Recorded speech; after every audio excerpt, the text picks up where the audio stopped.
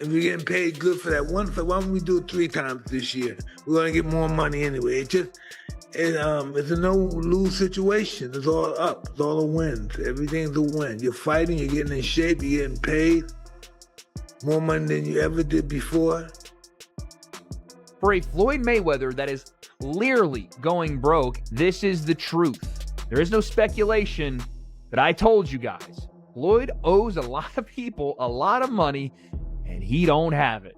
Logan Paul also discussed this, and this is probably the best screenshot I couldn't gotten on this video. My God, his ramen noodle hair is flying in the wind, and there's no wind in that place. But Logan dropped some knowledge that Floyd is still scamming. Reports suggest that Mike Tyson revealed Floyd Mayweather allegedly requested additional payment terms in a fight deal, even while facing financial pressure. This has raised fresh questions about his spending habits and the reality behind his financial situation. Reportedly reveals Floyd Mayweather asked for extra money in his fight contract despite financial struggles, highlighting concerns over Mayweather's bankruptcy and spending habits. All gonna hate on Floyd, so they will want to see the fight. They want to see Floyd get beat. But are they going to fight? I know they're going back and forth. Yeah, I don't think they would matter. If he wants to make some money, Floyd want to make some money.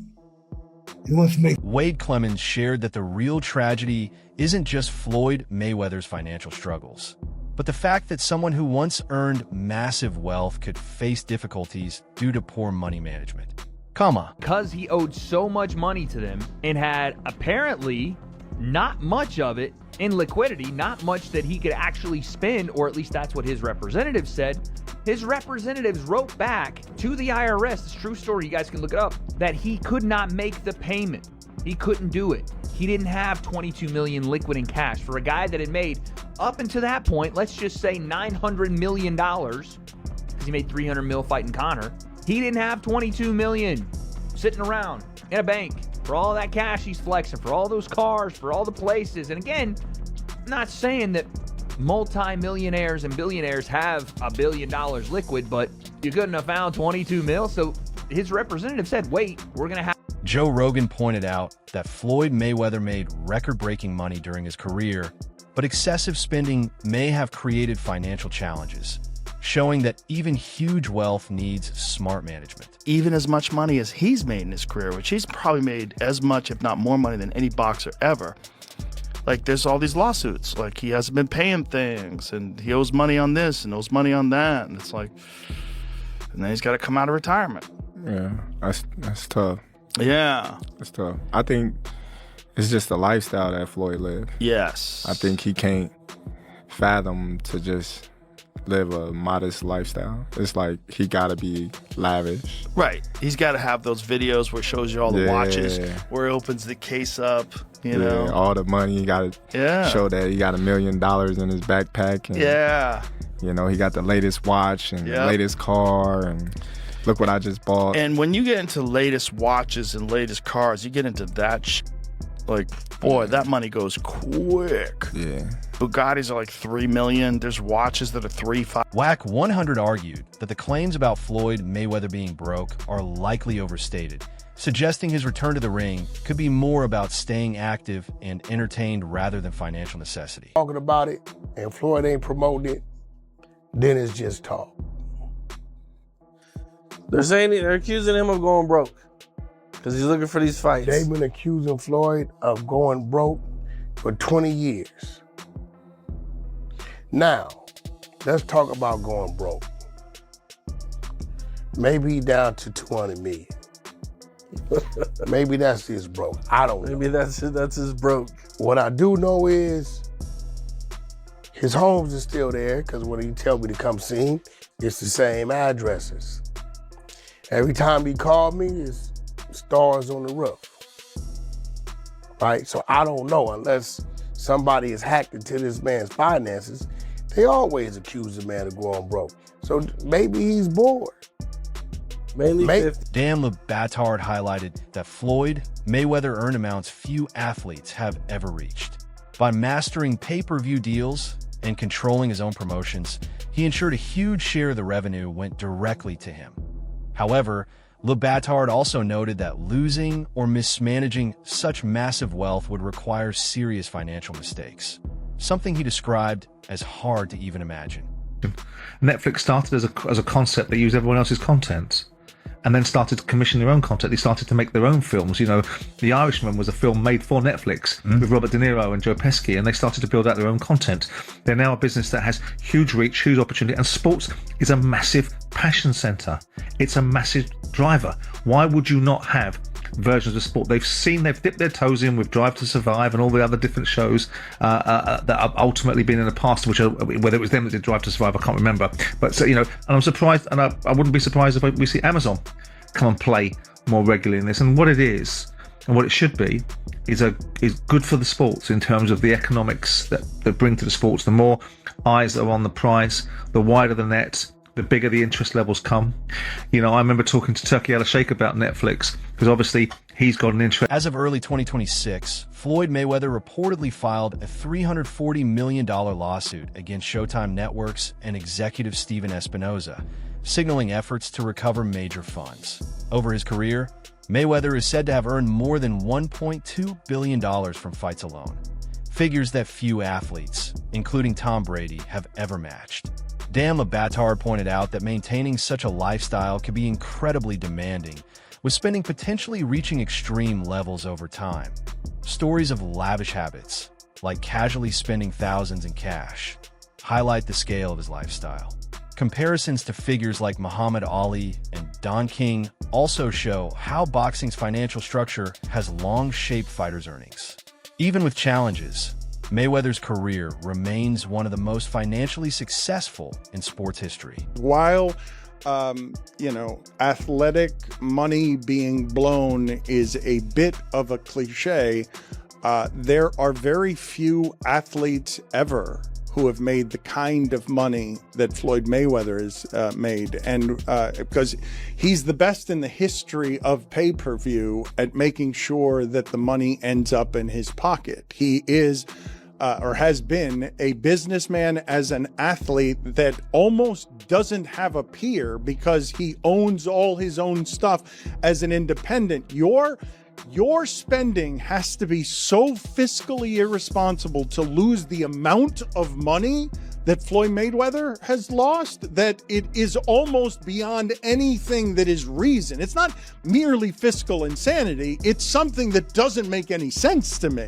Right. And another sign of... Wade Clemens analyzed Floyd Mayweather's financial situation, noting that while he owns luxury cars, jewelry, and other high-end assets, maintaining long-term wealth appears to be a challenge. He explained that Mayweather is highly skilled at promoting himself and generating income, but his heavy spending raises concerns about asset management.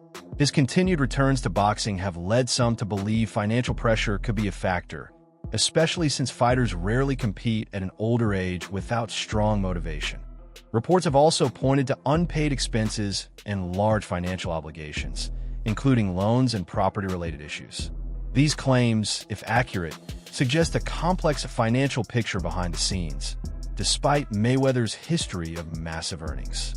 In 2026, Floyd Mayweather has initiated a massive $340 million lawsuit against Showtime Networks and former executive Steven Espinoza. So he's trying to get some bread right now. The estimate is that he made over $1.2 billion over the course of his career and just earnings from fights. Yeah. I think a question, though, that you should also ask outside of, like, how much has he made is how much has he spent, you know? Because I would say he's fully capable of spending close to $1 billion in the last 25 years. You say that, but I not to turn into the movie Brewster's Millions from the 1980s. It's hard to spend that money. It really is hard to spend that much money and end up in a situation where you have to fight at 49 because you're so used to a lifestyle that brings in giant amounts of money that the only way for you to make... WAC 100 explained that Floyd Mayweather's massive earnings, hundreds of millions from exhibition fights, don't necessarily define his financial situation. According to WAC 100, Mayweather keeps fighting more out of boredom or opportunity than necessity, and he's making smart investments to preserve his wealth. High-profile matchups with fighters like Mike Tyson and Manny Pacquiao show that he is far from broke. Observed spending habits and strategic investments suggest strong financial stability, contradicting bankruptcy rumors. Overall, WAC 100 highlights that Mayweather continues to retain significant wealth while capitalizing on lucrative fight opportunities. I know it can appreciate, but like that, supercars, all this other stuff. Floyd is the greatest businessman of selling himself, but he's not, clearly, from all indications, a good businessman in retaining assets that actually keep his money safe.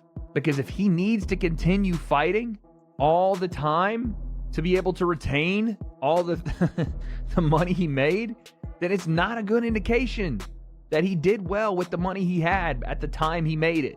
In fact, it's the opposite of that. It's the indication that he spent so much and got so little out of it that it's starting to hurt more and more. I mean, again, here's one of Floyd's old fighters, Ish Smith, talking about Floyd. He was under Mayweather for a long time. Read in between the lines. People don't. Sean Porter commented on Floyd Mayweather's decision to step back into the ring, calling it a smart and calculated move. Porter believes Mayweather can still handle the physical and mental demands, even at this stage of his career. He noted that the fight offers a unique opportunity to leverage his experience and name recognition, continue building his legacy, and secure a substantial financial reward. According to Porter, Mayweather's ability to turn high-profile matches into strategic advantages reflects the thoughtful planning that has long defined his career. Business Insider article, which, I mean, they went deep into detail. They got so into it, I think in even a past article of Floyd's, that Floyd sued him for $100 million. I don't know what the case is there. I don't know what the standing is, but they got deep into the weeds with this, talking about how they said that, I mean, things that they said in this article were insane. That Floyd owes like $1.4 million in jewelry debts, that Floyd owes like hundreds of thousands of dollars in rent for a private New York apartment, his private jet fuel. He's not paid hundreds of thousands of dollars worth of fuel and maintenance. He put up one of his jets that I think he even sold, but one of his jets and I want to say one of his properties, like one of his homes, up as collateral for a $54 million loan from an individual, from a billionaire that had a 9%. Henry expressed skepticism about the upcoming athlete, Floyd Mayweather, American boxer, versus Mike Tyson, largely driven by financial gain. He questioned why Tyson would return to the ring after his exhibition with Jake Paul, calling it unusual and hard to justify from a sporting perspective. Henry argued that these comeback exhibitions are mainly designed to grab attention, generate huge paydays, and capitalize on fan curiosity rather than showcase true boxing skill. While acknowledging both Mayweather and Tyson as iconic athletes, he warned that prioritizing profit over sport risks undermining boxing's integrity.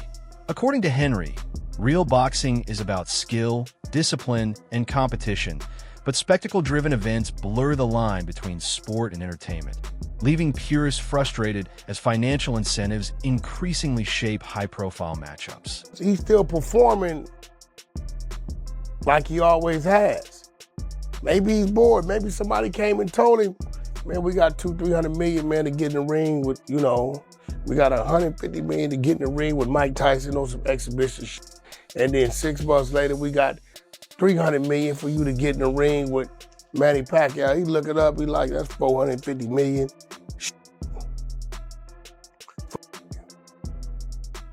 Sometimes you miss the light. But I can guarantee you, he ain't broke. He's making a lot of sound investments. You hear me, Cam Capone? Yep. This I know for a fact. He's making a lot of sound investments. And the investments I've seen being made. Henry, a passionate boxing fan, expressed frustration over the trend of bringing retired legends back for exhibition matches. He believes these events shift the focus from true athletic skill and tactical mastery to spectacle and celebrity appeal. According to Henry, such fights are designed to grab attention, maximize revenue, and feed public curiosity rather than meaningfully contribute to boxing.